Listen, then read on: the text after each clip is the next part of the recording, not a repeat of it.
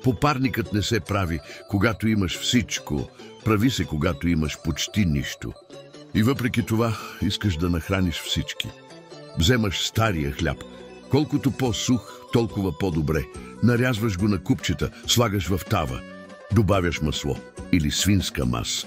Ако си от хората, които още уважават вкуса. После настъргваш сирене. Не жалиш, не мериш в грамове. Мериш с око и с сърце. Заливаш с вряла вода или топло мляко. Поръсваш с червен пипер. За цвят, за спомен, за аромат. И печеш. Нищо сложно, нищо фалшиво. Изваждаш и кухнята вече не мирише на бедност. Мирише на уют, на отгледано поколение, на баба, която прави чудо. С един хляб и малко сирене. Слагаш парче в чиния. То не изглежда като нищо особено.